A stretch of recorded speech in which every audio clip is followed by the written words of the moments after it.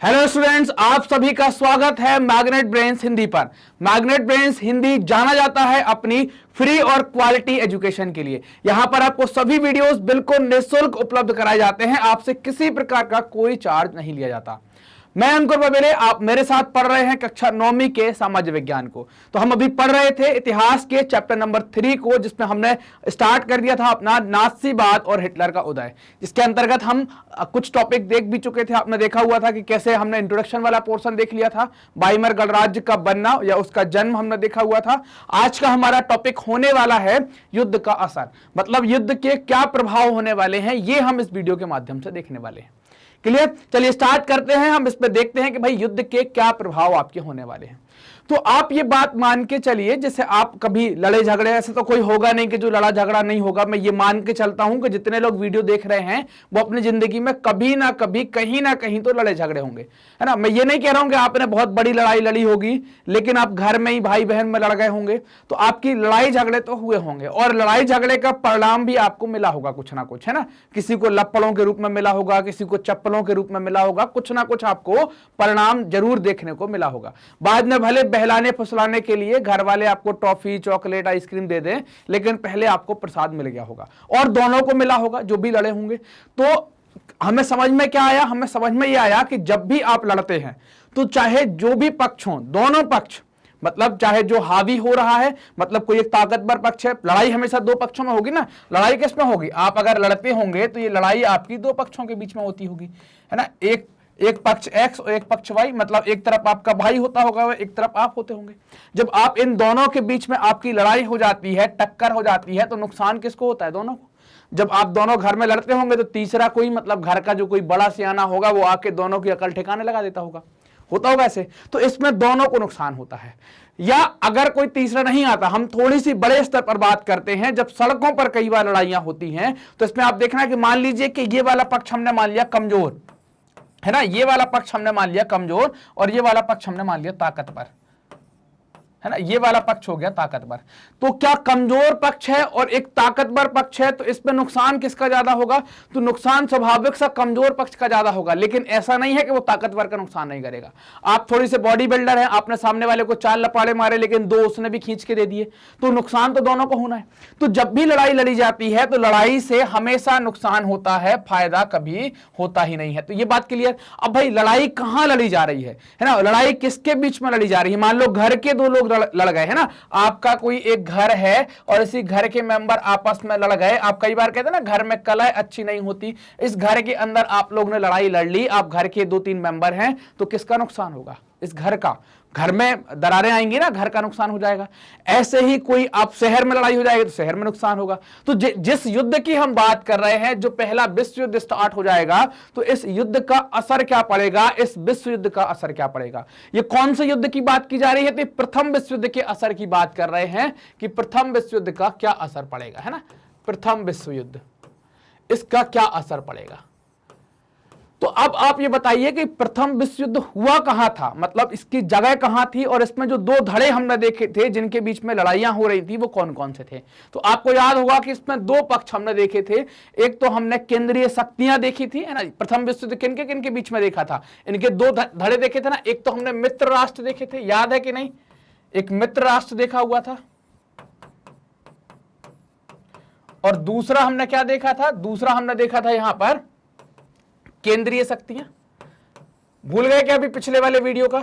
केंद्रीय शक्तियां। और इनमें जो देश हुआ करते थे केंद्रीय शक्तियों में, कौन कौन था? जर्मनी, जापान और टर्की। और मित्र राष्ट्रों में कौन थे? ब्रिटेन, रूस, है ना, और फ्रांस। ऐसे देश आपने देखे होंगे यहां पर। तो ये देश, अब इन सब देशों में उठाएं तो ज्यादातर देश कहां के हैं? कौन से महाद्वीप के हैं? सभी देश। तो हमें समझ में आता है कि यार ये सभी देश जो भी प्रथम विश्व युद्ध के अंतर्गत शामिल थे, जो प्रथम विश्व युद्ध लड़ रहे थे, है ना, प्रथम विश्व युद्ध लड़ रहे थे, वो सभी किस देश के थे या किस महाद्वीप के? तो सबका संबंध किससे था? यूरोप महाद्वीप से था। अब आप बताइए कि इस यूरोप महाद्वीप के अलग अलग देश लड़ जाते हैं, इनमें आपस में लड़ाइयां हो जाती हैं और उस लड़ाई को हम वर्ल्ड वॉर प्रथम के नाम से जानते हैं। तो क्या इस महाद्वीप की तरक्की होगी? आप बताओ ना, घर में आप लड़ गए, आपकी चप्पल झाड़ू चल गई तो उस घर की तरक्की हो जाएगी? तो वैसे ही इस महाद्वीप के अंदर लड़ाई हो गई है, इसकी छोटे छोटे बड़े बड़े देश सब आपस में लड़ गए हैं, दो पार्ट में बटे हुए हैं और आपस में बहुत बड़े स्तर पर लड़ गए, जिसको हमने विश्व युद्ध प्रथम कहा था। और उसके बाद आप क्या समझेंगे कि इस यूरोप की तरक्की हो जाएगी? तो यूरोप को तो क्या होगा, नुकसान ही होने वाला है। यूरोप को क्या होगी, चोट पहुंचने वाली है, उसको चोट लगने वाली है। तो ये बात समझ में आ गई कि लड़ाई किसी का मतलब लड़ाई कभी भी प्रगति का सूचक नहीं होती, लड़ाई कभी भी तरक्की नहीं बताती। लड़ाई से क्या होता है, हमेशा नुकसान ही होता है। नुकसान हर प्रकार से होता है, जन का भी नुकसान होता है, धन का भी नुकसान होता है, सामाजिक प्रतिष्ठा भी जाती है, लड़ाई से आती नहीं है। आप देखें ना, शहर में जो लड़ने वाला होगा तो अपन डर के रहते हैं, यार बोले वो तो बेकार आदमी, लड़ जाता है, ऐसी टेंडेंसी रहती है। तो इससे क्या होगा कि भाई ये समझ में आ गया कि भाई नुकसान किसका हो गया होगा, यूरोप की अकल ठिकाने लग गई होगी, यूरोप का नुकसान हो गया होगा। तो अब जब यूरोप का नुकसान हो गया होगा तो युद्ध का क्या असर रहा होगा, क्योंकि हमारा टॉपिक तो असर वाला है कि युद्ध के क्या प्रभाव पड़े होंगे। तो हमने प्रभावों पर देखा कि यूरोप पर जो प्रभाव पड़ा वो बहुत बुरा प्रभाव पड़ा।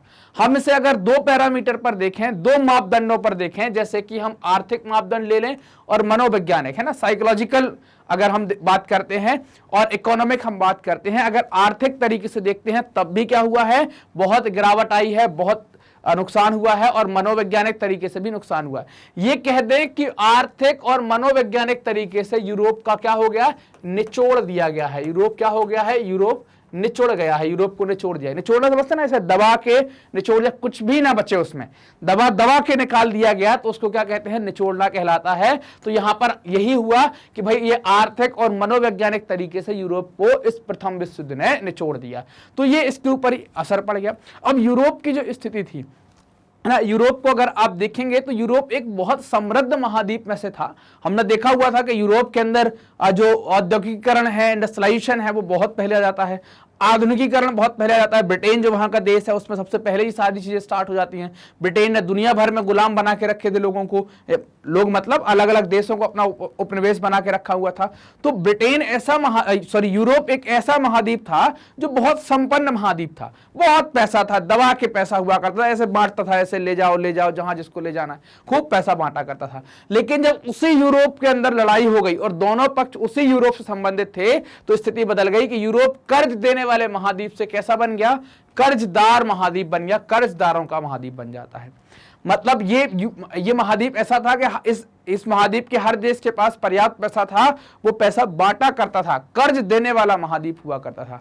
अब कैसा हो गया, कर्जदारों का महाद्वीप हो गया, इसके ऊपर कर्जा चढ़ गया। जैसे यूएसए वगैरह का कर्जा आ गया, बहुत कर्जा इसके ऊपर चढ़ जाता है और कर्जदारों ने भी धीरे धीरे इनके ऊपर दबाव बना देंगे, भाई पैसा लाओ, ब्याज का पैसा दो, ये सारी बातें। वो तो कोई कर्जा देगा तो आपके ऊपर एहसान थोड़ी करेगा, आपको कोई कर्जा दे रहा है, आपने कर्जा लिया है तो उसको क्या चाहिए, इंटरेस्ट। और वो भी किस में, परसेंटेज में लेता है ना, कि 5% लेंगे, 8% लेंगे, 10% लेंगे, जो भी डील हो जाए तो उस डील के हिसाब से आपको क्या करना पड़ता है, ब्याज चुकाना पड़ता है। तो ये बात समझ गया कि यूरोप पर युद्ध का जो ऐसा असर पड़ा कि ये आर्थिक और मनोवैज्ञानिक तरीके से एकदम खत्म हो गया, इसका निचोड़ हो गया, निचोड़ दिया गया, कुछ नहीं बचा। और यूरोप अब कर्ज देने वाले महाद्वीप की स्थिति से निकलकर कैसे आ गया, कर्जदारों के महाद्वीप की स्थिति में आ जाता है। मतलब यहां पर उधार लेकर अपना काम चलाने वाले देशों की संख्या ज्यादा हो जाती है।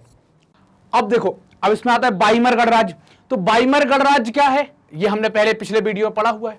और गणराज्य के हिमायतियों के बारे में क्या है, तो बाइमर गणराज्य कहा जा रहा है किसके लिए, ये गणराज्य कहां बना था आपका, जर्मनी के अंदर बना था। आपको याद होगा लास्ट वीडियो में हमने पढ़ा था, जर्मनी के अंदर बना था। तो अब बात आती है कि भाई जर्मनी का इसके साथ क्या संबंध युद्ध के असर का। भैया संबंध तो है, जर्मनी ने ही तो युद्ध करवाया था, और जर्मनी भी कहां है, जर्मनी भी आपका यूरोप के अंदर आता है। और हमने अभी पिछली स्लाइड पर क्या देखा हुआ था, पिछली स्लाइड पर देखा था कि यूरोप जो है वो आर्थिक और मनोवैज्ञानिक तरीके से निचुड़ गया था, कुछ भी उसके पास बचता नहीं है। तो जब पूरा यूरोप निचुड़ गया तो जर्मनी बच जाएगा, जर्मनी नहीं बचेगा, जर्मनी को भी नुकसान होगा। और एक जो संधि हो गई थी, है ना, जर्मनी क्या था, एक युद्ध हुआ था। अब आपने देखा था ना, जो प्रथम विश्व युद्ध अपन ने लास्ट टाइम चर्चा की थी कि प्रथम विश्व युद्ध जो होता है, प्रथम विश्व युद्ध में दो पार्टियां हमने देखी हुई थी। कौन सी, एक को आप कहते थे केंद्रीय शक्तियां, है ना, सेंट्रल पावर जिसको आप कहेंगे, और दूसरे क्या थे, मित्र राष्ट्र, है ना। है ना, दूसरे क्या हुआ करते थे, मित्र राष्ट्र हुआ करते थे आपके। तो इनमें आपने देखा था कि लड़ाई हुई थी, और जब लड़ाई कहां हुई थी, यूरोप में, पूरे यूरोप को नुकसान पहुंचा हुआ था। और इस युद्ध की समाप्ति कैसे होती है, इस युद्ध की समाप्ति होती है एक संधि के द्वारा। तो क्या हुआ, युद्ध हुआ, युद्ध के बाद एक संधि हुई, शांति संधि, जिसको वर्साय की संधि कहा गया। उस शांति संधि में क्या होता है कि जब युद्ध में जर्मनी हार जाता है तो जर्मनी से राजा पद त्याग कर देता है, और वहां की पॉलिटिकल पार्टी को एक मौका मिल जाता है कि जर्मनी में राजनीतिक व्यवस्था में परिवर्तन करना है। और वो राजनीतिक व्यवस्था में परिवर्तन करने के लिए क्या करते हैं, जर्मनी में गणराज्य स्थापित करने की कोशिश करते हैं, और गणराज्य का यहां पर क्या हो जाता है, जन्म हो जाता है। और जो संधि हुई थी, उस संधि में कई सारी शर्तें लगाई जाती हैं। अपन ने पिछले वीडियो में पढ़ा था कि इसको अपना कुछ 10%, 13%, 27%, 75%, ऐसी कुछ बातें याद है ना, कि 10% भूभाग, 10% आबादी, 13% भूभाग, 75% है ना आपको खनिज वाला क्षेत्र, 25% कोयला वाला क्षेत्र, यानी ये सब इनको क्या था, छोड़ना पड़ा। ये शर्तें क्या थी कि इनके लिए अपमानजनक थी, कि इनके लिए, जर्मनी के नागरिकों के लिए ये शर्तें बड़ी अपमानजनक थी।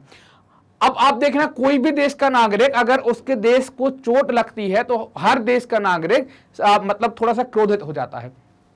उदाहरण के तौर पर आप देखिए कि कभी कभी भारत में भी आप छोटी मोटी घटनाएं देखते होंगे कि पाकिस्तान की सीमा पर कुछ हो गया, घुसपैठ कर दी, या चाइना की सीमा पर कुछ उन्होंने घुसपैठ कर दी, तो हमको, आपको क्या लगता है कि इनको मुंह तोड़ जवाब देना चाहिए। तो जर्मनी में तो इतनी अपमानजनक संधि लगाई गई थी, इतनी अपमानजनक शर्तें लगाई गई थी, तो वहां के लोग तो ये चाहते ही थे कि बस इनका बदला इनका बदला क्या हो ही जाना चाहिए, ले ही लिया जाना चाहिए।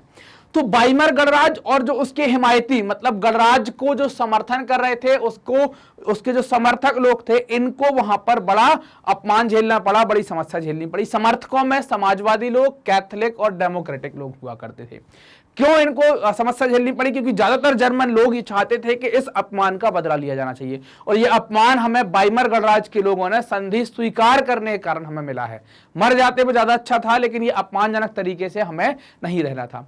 और इनको, वाइमर गणराज्य और उनके हिमायतियों को, नवंबर का अपराधी कहा जाता है। क्यों कहा जाता है, क्योंकि संधि कब हुई थी, नवंबर में हुई थी, और ये शर्तें या जो इनका अपमान हुआ है वो भी कब हो गया, नवंबर में हो गया। तो इस कारण से इनको नवंबर का अपराधी कह दिया गया। अपराधी समझते ना, ऐसा होता है, अपराधी कहकर इनका मजाक उड़ाया गया, इनको जगह जगह पर इनका मजाक उड़ाया जा रहा था। कौन उड़ा रहे थे मजाक इनका, इन सभी का मजाक उड़ा रहे थे जो रूढ़िवादी लोग थे, है ना, जो रूढ़िवादी लोग थे, रूढ़िवादी विचारधाराओं की आड़ में जो भी लोग इनसे जिनका मतलब वो नहीं था, तालमेल नहीं खाता था, जो इनके विरोध में थे, सभी लोग इनका मजाक उड़ा रहे थे। नवंबर का अपराधी कह कहकर इनको हंसी का पात्र बनाया जा रहा था। अब आप देखना होता क्या, क्यों कर रहे थे ये सब, है ना, इसके पीछे का कारण क्या है। और आप देखना भी कि जैसे ही जर्मनी हार जाता है तो जर्मनी के हारने के बाद जर्मनी के ऊपर फाइन लगाया जाता है, जुर्माना या हर्जाना लगाया जाता है। जुर्माना हर्जाना एक ही बात है।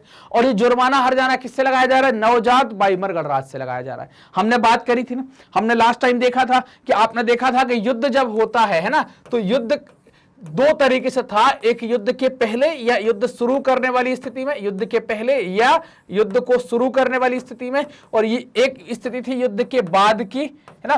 तो युद्ध के पहले या शुरू वाली स्थिति में जर्मनी पर कैसा शासन हुआ करता था, जर्मनी पर राजतंत्र हुआ करता था, मतलब यहां पर राजा शासन करता था। तो ये युद्ध किसके द्वारा थोपा गया था, राजा के द्वारा। लेकिन बाद में क्या हुआ कि उनको तो मौका मिला, तो उन्होंने क्या किया, जर्मनी को गणतंत्र बना दिया, है ना। जर्मनी कैसा हो गया, एक गणतंत्र के रूप में बन जाता है कि हम एक गणतंत्र बन जाते हैं, और जर्मनी गणतंत्र बन जाता है। तो जुर्म किसने किया, जुर्म किया इस राजतंत्र ने। और आपने हर्जाना किससे लिया, हर्जाना लिया इस गणतंत्र से। तो आप बताइए, गणतंत्र अच्छा था कि राजतंत्र अच्छा था, राजतंत्र खराब था ना, उसने युद्ध थोप दिया।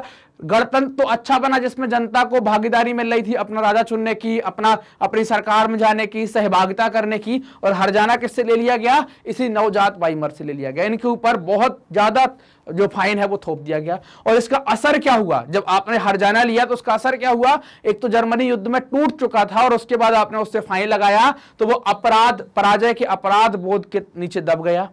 उसका राष्ट्रीय अपमान हुआ। आपने जो शर्तें लगाई हैं उससे पूरे जर्मन राष्ट्र का अपमान हुआ, जिससे लोग क्या हो गए, लोग बदला चाहते थे, लोगों के अंदर बदले की भावना आ गई और आर्थिक अपंगता आ जाती है। आर्थिक तरीके से जर्मन क्या हो जाएगा, या जर्मनी राज्य जो है वो टूट जाएगा।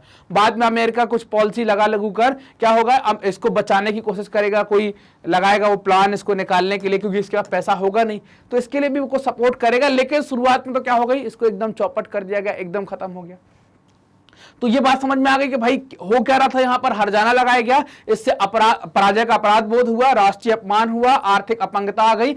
इन सभी के कारण, और ये सभी शर्तें किसने स्वीकार करी थी, जो जर्मन गणराज्य था, और वो गणराज्य को ही हम क्या कहते हैं, वो गणराज्य ही बाइमर है ना। तो इसी कारण से ये गणराज्य और इनके जो लोग हैं, है ना, इनके जो समर्थक लोग हैं, उनको वहां के दूसरे लोग क्या कह रहे थे, नवंबर का अपराधी कहकर, इसी कारण से इनको बुलाया जा रहा था। अब प्रथम विश्व युद्ध का असर क्या हो रहा था, प्रथम विश्व युद्ध का प्रभाव क्या पड़ रहा था वहां पर, तो आप देखेंगे कि इसका प्रभाव जो होगा पूरे यूरोप के अंदर हम देखें तो यूरोपीय समाज पर बहुत तेजी से प्रभाव पड़ा, यूरोप की राजनीतिक व्यवस्था पर भी बहुत तेजी से प्रभाव पड़ा। समाज पर कैसा प्रभाव पड़ा, राजनीतिक व्यवस्था पर कैसा प्रभाव पड़ा, जिसे आपने देखा होगा अभी कि भारत में भी, जैसे हम अपने देश में बात करें तो कुछ बदलाव आए हैं। कैसे, अब आप सैनिक को देखकर सम्मान की भावना जग जाती है। कई बार आप देखेंगे एयरपोर्ट पर कोई सोल्जर आ रहे हैं तो सैल्यूट करते हुए आपको देखने को मिलेगा। तो ये सामाजिक चीजें हो गई, और जब समाज में बदलाव आएगा तो उसको नेता लोग भी अडॉप्ट कर लेते हैं, राजनीति में भी आ जाता है। तो वैसा ही यूरोप में हुआ, क्योंकि युद्ध किसके दम पर लड़ा जा रहा था, युद्ध सैनिकों की दम पर लड़ा जा रहा था। तो अब सैनिकों के लिए समाज में क्या हो गया, सम्मान की स्थिति बनने लगी, और इसी कारण से राजनीतिक व्यवस्था में भी कुछ कुछ परिवर्तन आना स्टार्ट हो जाएंगे। क्या होगा वहां पर, प्रथम विश्व युद्ध का पहला प्रभाव, सिपाहियों का सम्मान होगा। कैसे सम्मान होगा, कोई सिपाही है, कहीं जा रहा है, कोई परेशानी में है तो लोग सपोर्ट करेंगे, और अगर वो निकल रहे हैं अपने जत्थे के साथ, 2-5 सिपाही साथ में निकल रहे हैं तो उनको सल्यूट किया जाएगा, उनको सम्मान की दृष्टि से देखा जाएगा, जैसे आजकल आप अपने देश में देखते होंगे। पुरुषों के गुण बता दिए गए, पुरुषों को बता दिया गया कि उनको किन गुणों से युक्त होना चाहिए।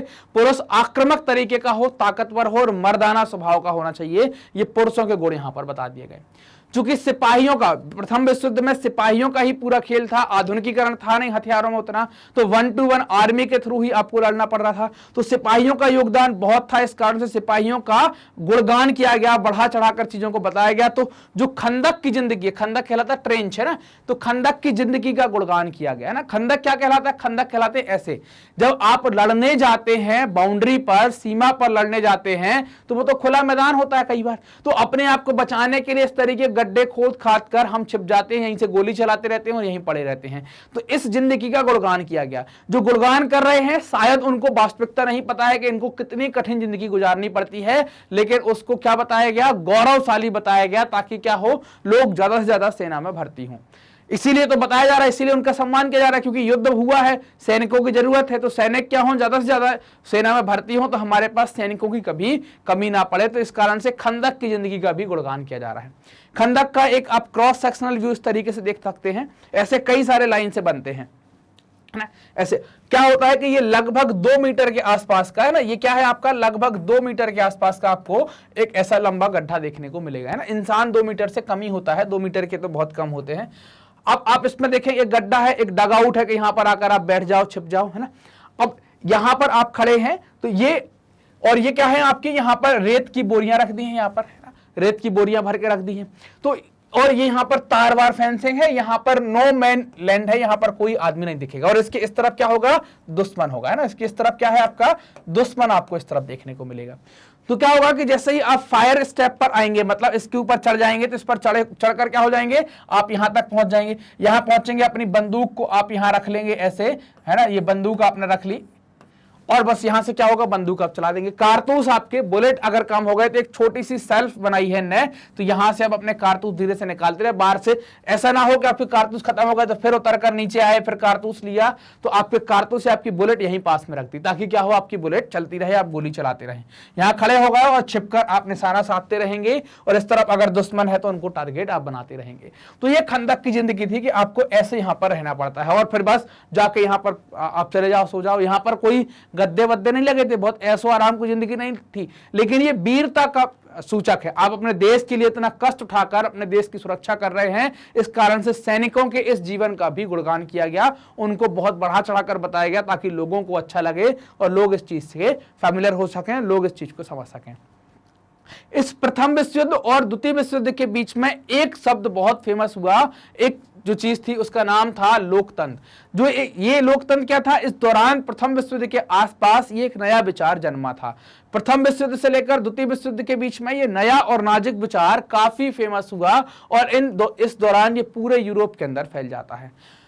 लोकतांत्रिक सरकारें बनी लेकिन उतनी सफल नहीं हो पाएंगी, लेकिन आप देखेंगे कि इससे लोकतंत्र का विचार आ जाएगा। लोकतंत्र का मतलब क्या होगा, जनता के द्वारा जनता के लिए किया गया शासन, वो कहलाता है लोकतंत्र, है ना। तो लोकतंत्र में जनता के द्वारा जनता के लिए, तो जनता क्या होगी, चुनेगी, मतलब राइट टू वोट सबको मिलेगा, वोट डालने का अधिकार मिल जाएगा, जनता के द्वारा अपने प्रतिनिधियों को चुना जाएगा और प्रतिनिधि उनके ऊपर शासन करेंगे। तो ऐसी एक व्यवस्था जिसको आप लोकतंत्र के नाम से जानते हैं, उस लोकतंत्र के विचार जो कि अभी नया नया था, नाजुक था, परिपक्व नहीं हुआ था, वो प्रथम विश्व युद्ध और द्वितीय विश्व युद्ध के बीच में लगभग पूरे यूरोप में फैल जाता है। यूरोप के सभी देश और मैक्सिमम नागरिक, अधिकतम जो वहां के नागरिक हैं, वो इस विचार से परिचित हो जाते हैं, वो समझ जाते हैं कि ये लोकतांत्रिक विचार क्या है। क्लियर। तो यहां पर हमने ये सारी बातें देखी कि युद्ध का क्या असर हमें पड़ने वाला था, है ना। हमने देखा हुआ था यहां पर कि भाई यूरोप पर बड़ा बुरा असर पड़ा, पैसे में भी चौपट हो गया, कर्जदारों का महाद्वीप बन गया। और जर्मनी के अंदर भी क्या हुआ कि नवंबर के अपराधी एक शब्दावली आ गई, है ना। किसको कहा जा रहा था, वाइमर गणराज्य और उनके हिमातियों को नवंबर के अपराधी कहा जा रहा था, क्योंकि संधि नवंबर में हुई थी। फिर जो हर्जाना था वो नवजात, मतलब अभी नए नए बने वाइमर से लिया जा रहा था। इससे वहां के लोगों में रोष था, वो बदला लेना चाहते थे। प्रथम विश्व युद्ध के प्रभाव क्या थे, सामाजिक और राजनीतिक व्यवस्था पर प्रभाव पड़े। सिपाहियों का गुणगान, खंदक की जिंदगी का गुणगान किया जाने लगा। खंदक के बारे में भी हमने देखा क्या था। फिर हमने लोकतंत्र के बारे में भी देखा क्या है, और ये एक नया नाजुक विचार था जो दोनों विश्व युद्ध के दौरान काफी फैल चुका था, पूरे यूरोप में फैल चुका था। मैग्नेट ब्रेन्स ने आपकी सुविधा के लिए magnetbrains.com वेबसाइट बनाई है और मैग्नेट ब्रेन्स का एक ऐप बनाया है। एप्लीकेशन को आप प्ले स्टोर से जाके डाउनलोड कर सकते हैं।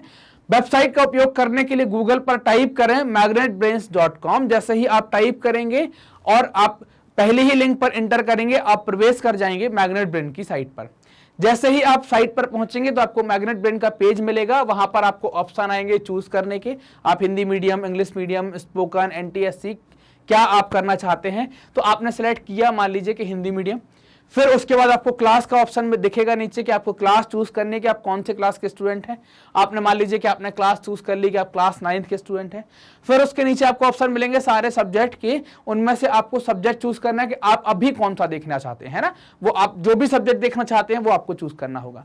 मान लीजिए कि मैंने माना कि आपने सामाजिक विज्ञान पर क्लिक कर दिया कि हम इतिहास वाला पोर्शन देखना चाहते हैं। आपने ये सारी चीजों पर क्लिक कर दिया। जैसे ही आप क्लिक करेंगे तो क्या होगा, यहाँ पर ये प्ले लिस्ट खुल जाएगी आपकी। आप सभी वीडियोस को देख पाएंगे कि भाई हर चैप्टर में कितने वीडियो हैं, क्या क्या है, सब आप देख सकते हैं यहाँ पर, और किसी भी वीडियो को आसानी से चला सकते हैं।